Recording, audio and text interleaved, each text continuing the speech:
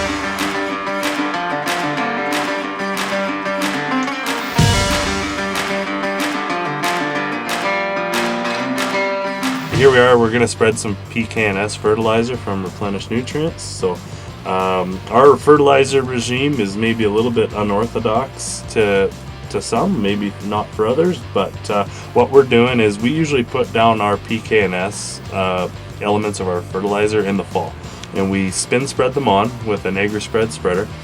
And those materials don't volatilize like nitrogen does, so I know that's kind of a hot topic right now, especially in Canada.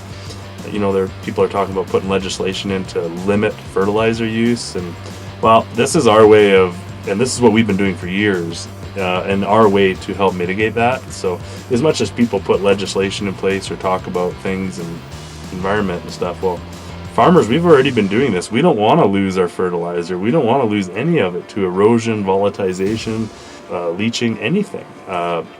So we put it on in a responsible way. And again, not saying that our way is the right way for everybody, but what works for us is we put our PK&S down. It's a Bio-Fertilizer product, again, from Replenish Nutrients. The one we're putting on today is called HESO. Here, I'll show you what this product looks like. It's a granulated product, and they look like little stones.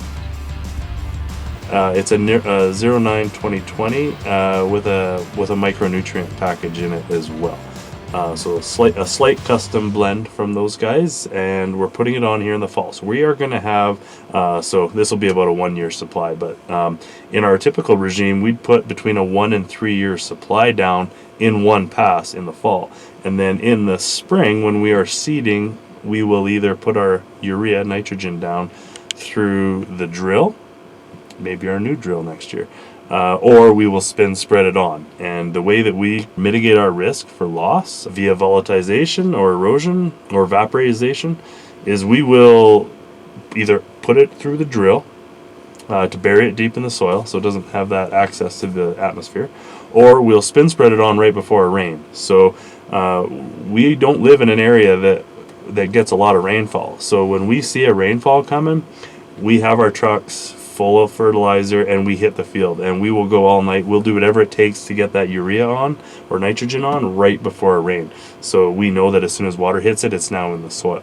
And once that is, the leaching and volatilization of it is almost minimalist or minimized to the furthest extent. So again, we're putting on our PK&S here for next year, here this fall, via the spin spreader, and next spring we'll put our nitrogen on. And this field is some fall triticale, which may have been in a video already, but this field's already seeded.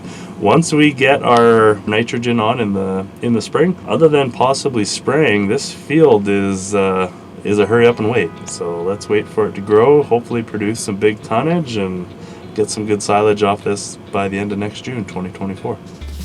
Whenever we get out, we try to clean off our cameras and just make sure we don't have any excessive buildup. So as you can see, we're running high definition cameras on our fertilizer spreader and our tractor. We put these cameras on everything from Dakota Micro. We don't have 4 cameras set up on this spreader, we only have 3. So as you can see here on the screen, we have one camera that is showing the back of the conveyor and the spinning discs. There's 2 obviously, and 1 conveyor. And then this is a ground drive spreader, so we have another camera pointing at the wheel for the ground drive system, so we can make sure that that's running properly. And then we have another camera that's showing the inside of the fertilizer spreader to show us how much material we have, so that we can see exactly when we can run out. These bio products, they do derive from a composted product, and you gotta pay close attention to the wearable points on the back here. Just right here today, so we've been spreading almost we probably had about 800 acres, and when we started this morning, these blades were fairly close to being wore out, but as you can see, in the last few hundred acres that we've spread here this morning, these blades are, well, you can see the bit of a texture here, and then obviously a hole getting worn through. This one, the hole is right at the very tip, but it's a consumable part. These are made out of hardened steel. We have these made from a local steel shop. They seem to last. They seem to last a little longer than the OEM Agri-Spread ones, and they hold up to the abuse.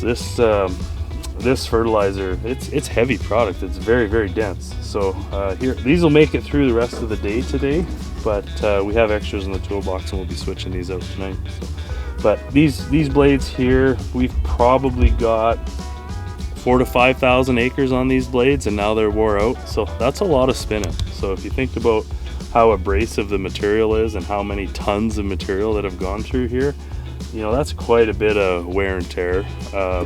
So pretty happy with how long they last. It's still expensive every time we need to replace them. But over 4,000 or 5,000 acres worth of spreading, that's not too bad of a cost. So add it to the list. One more thing to do. The man, the myth, the legend, Kyle Cam is here with probably one of the best presents you can get when you're out alone in the middle of a field. A burrito. Oh, a Coke! I have a present for your dad in here. What is it? New. Well, kinda. What is it?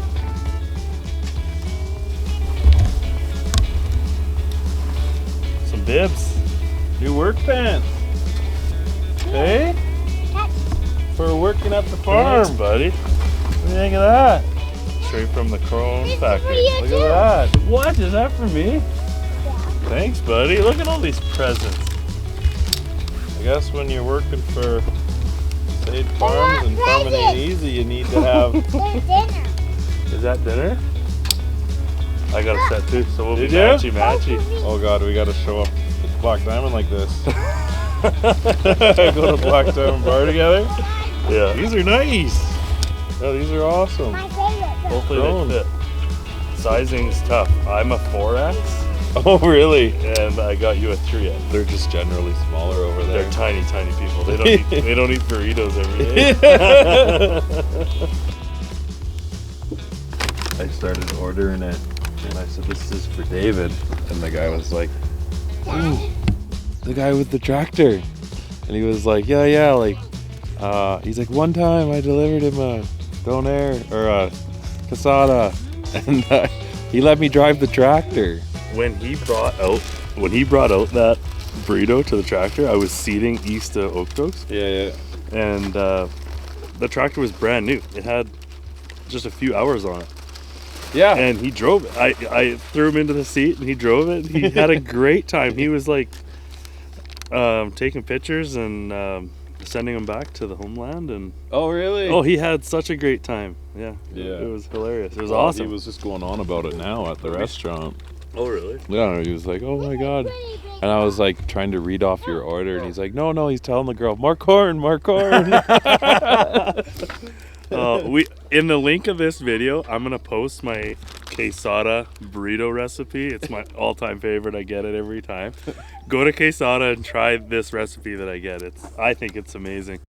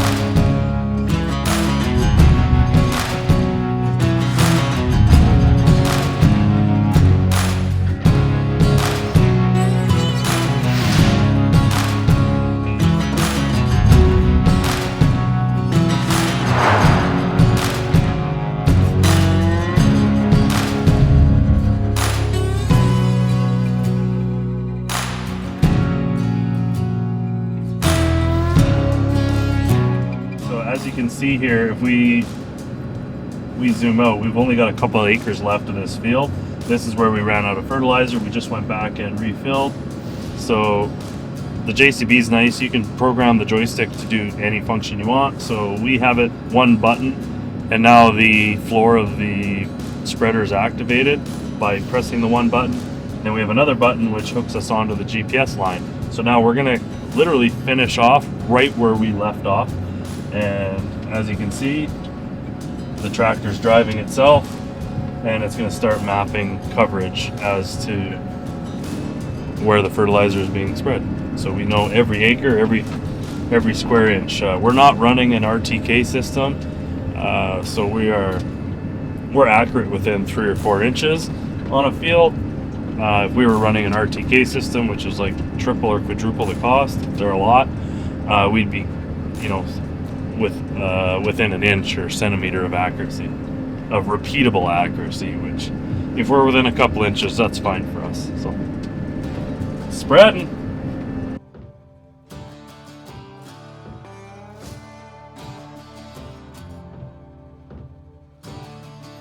So what we'll do is we keep track of a job name, which is our field, and we'll have a start weight and a finishing weight. So every time we check calibration or we start or finish a field, we have the start weight that's in the spreader and the finish weight that's in the spreader. Obviously, if it takes multiple fills to fill the spreader, we have a start and finish several times within the same field. And so we keep track of our used pounds. We divide that by our acres, give us pounds per acre. So right now our target is 375 pounds per acre of this HESO product. And the last couple fills that we had were averaging 372 pounds. So as an example, we started out on that last load, 24,760 pounds of material in the spreader, and we finished that load with 650 pounds left. So on that load, we put 24,110 pounds down onto the field, and on that load we did 77.85 acres. So we averaged out at 309.69. That's a little bit below our target by about 60 pounds, which is quite a bit. That doesn't usually typically happen. And what's happening is as we go uphill, we're actually feeding a little bit too much material. So too much material is actually rolling out. It's a live bottom fertilizer spreader, so the full length conveyor belt is what's carrying the material out. But because we're on such a steep uphill on this field, we farm in the hills, that a little bit too much material is helping roll out of the spreader as we go. So we've tried compensating for it, and I guess I made too big of an adjustment, but it's thrown off our rate by 50 pounds. So we can live with that. Spin spreader technology has come a long way in the last 10 years, maybe not even. And people kind of laugh at spin spreading, but it's a very effective way to put material down on the ground and accurate. Right now, we're spreading 100 foot with this HESO product. When we're spreading straight urea for our nitrogen in the spring, with our pan test, we can get dead on at 120 feet. Given wind is your biggest enemy with spin spreading, but we love it. It's a very long-lasting piece of equipment.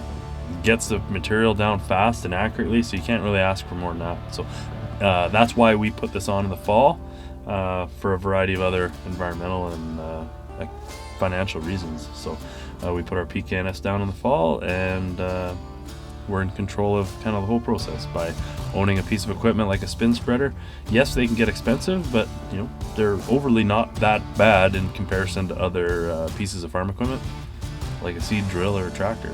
They're actually quite inexpensive in comparison. And then you're in control of your timing when you want to put that fertilizer down. So that's important to us. So that's what works for us, and that's what we do. And I'd be curious in the comments. Let us know if anyone else is doing it this way. We're obviously in Western Canada, or if there's a better way. We've learned a lot off of YouTube, and maybe there's a better way to do this and how we're doing it. So let us know. Well, we're done that field. All good things for the day.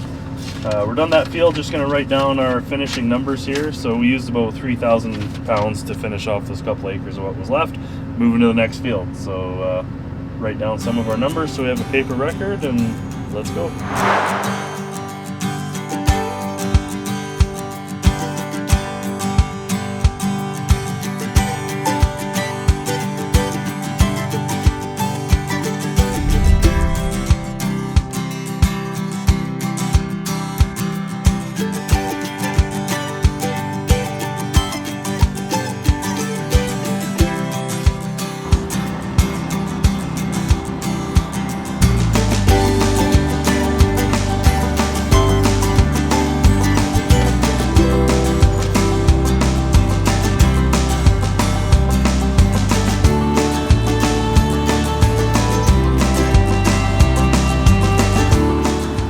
Gotta love gates.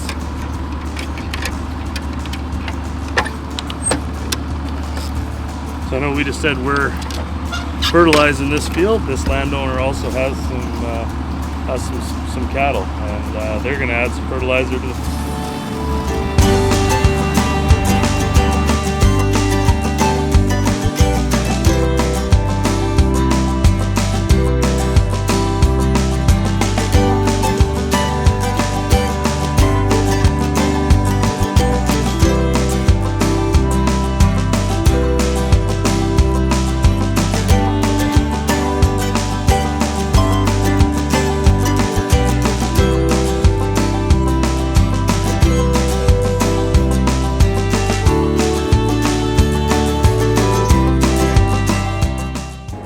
here we are, finished spreading fertilizer for the day.